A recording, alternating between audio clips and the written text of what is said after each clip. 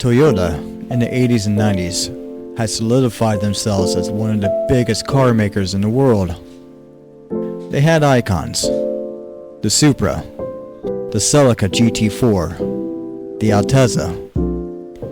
Even the early Corollas had some spark to them. But once Y2K rolled around, Toyota realized they had a problem.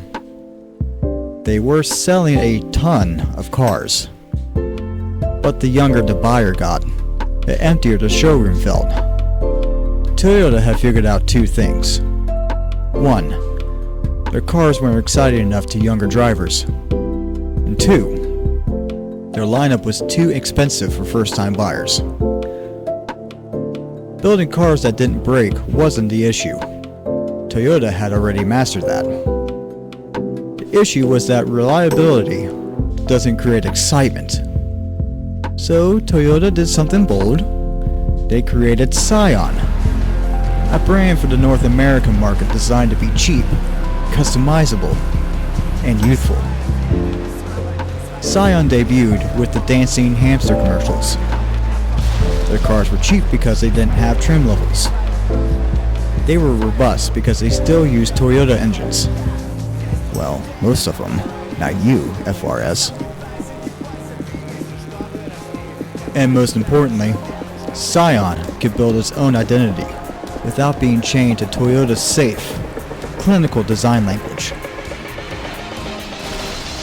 And at the center of that identity was the Scion TC, the brand's flagship, the car that carried nearly 40% of all Scion sales. The TC, which actually stands for Touring Coupe and not Toyota Celica despite its uncanny similarities, ended up with a surprisingly large tuning scene.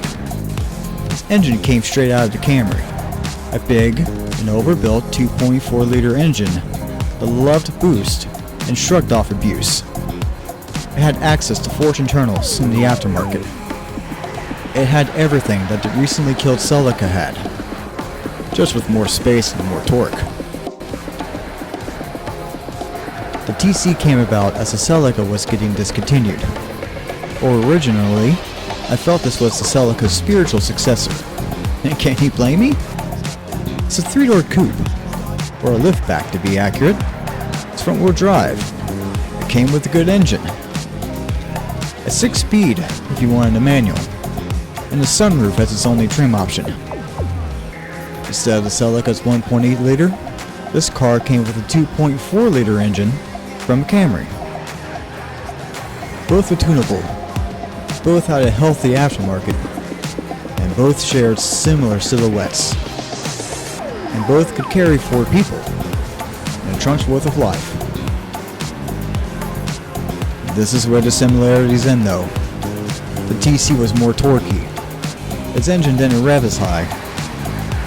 It had more space because it was actually based on the Avensis platform. Don't worry, I also had to look that up. But all that space came with weight. Weight from a bigger chassis, a longer wheelbase, a safer frame, and airbags.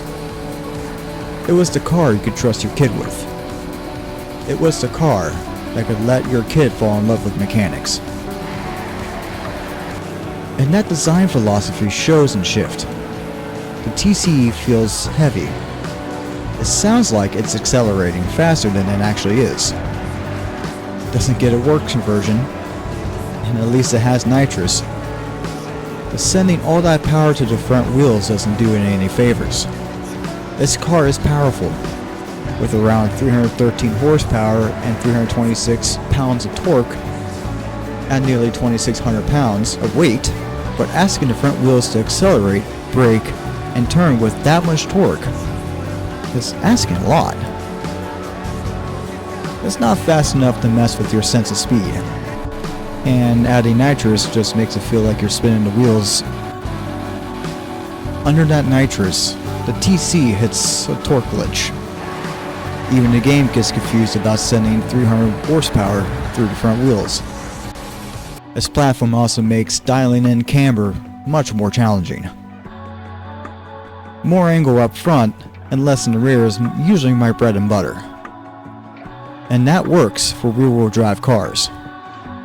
With how torquey this thing is, I can't get away with that setup. Being a front-wheel drive car is this car's biggest handicap. A rear-wheel drive version of this car would have been interesting.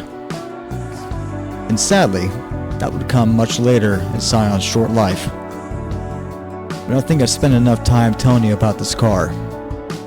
It's time to show you what it can do at Silverstone National.